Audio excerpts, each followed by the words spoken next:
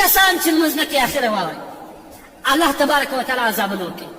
5 عذاب الله تبارک وتعالی په دنیا کې وکړي یو عذاب دا دی چې الله تبارک وتعالی په دنیا کې د ده د مخلوق ختموي یو دوم الله تبارک وتعالی د ده عمر ورکموي او دریم چې دی الله تبارک وتعالی د ده د مخ څخه د اسلام او د مسلمان علامې پورته کوي او د ده الله تبارک وتعالی یوه دعا هم نه قبلوي په دنیا کې کم بزرگان چې د امت دپاره دعا کوي په هغه کې هغه کسان دعا د دې په باره کې نه قبلېږي کم کسان چې لمونځ قضا کوي دا یو درې عذاب بیا د مرګ په وخت کې دی د مرګ په وخت کې بیا یو عذاب دا وي چې دی به ډېر سخت تز وي بل عذاب یې دا وي ډېر سخت وږی به وي بل عذاب یې دا وي ذلیل به وي د مرګ په وخت کې کتابونه لیکي چې دومره به تږي که د دنیا سمندرونه د په خوله کې ورخالي که د تنده به نماز دا د بې لمانځه کس لپاره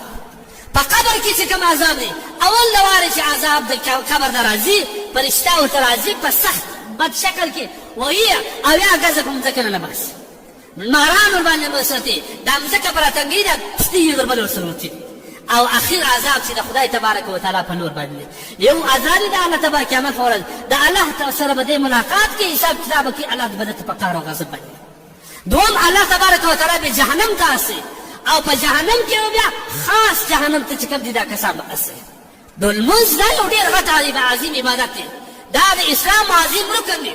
نو زموږ که نارینه دي که ښځینه دي د معاشرې انسانان یو خو لمونځ کوي نه چې کوي په داسې وخت باندې کوي ته دا ښکارباران ته وګور چې لمر و غر سره ورشي دی په لمانځه ودرېږي د ماپښین لمونځ په 3:30 و 4 بجې باندې کوي د سهار د خو نو دی ستړي دي کاروباره کړی دي احسان یې پر مور پلار اچولی دي یو څه پیسې ورته راوړي دي د لمونځ باب دی تهجد خو ده په ګرد عمر نه دی کړی د دا عذاب بیا زموږ څه دي زما د کور زنانې تاسو وګورئ د خپلو زنانو حال واخلئ په کومو جامو کې دی لمونځونه کوي په هغه جامه کې چې دا ماشوم مینځي ماشوم شیدو ته اچي ماشوم په غیږ کې اخلي په هغه جامه کې دا لمونځ کې دا یو لمونځ هم نه دی قبول خبرې نه دي غریبان دا ستاسو ذمه داري ده هغه زنانه باید په مسله کې خپله جامه ولري د لمانځه په وخت کې دا جامه چینج کړي بدله کړي صفا جامه واغله که چیرې دا رقم نه وي د دې زنانې لمونځ نه رسي او که زموږ زنانې لمونځ کوي په کوم شکل کې ته یې ورځ پټ د خپلې بیبي ته کښېنه د خپلې خور ته کښېنه چې راسره که لمونځ کوي رکوع یې په کوم شان باندې ده لمونځ یې په کوم شان دی یوه ښځینواره چې دا علامهیمه کوم طرز درته وایي الحمدلله په کوم طرز درته وایي ولکه یا په کفر کې ستا یا په اسلام کې لیکن دې کوي یا دې اخته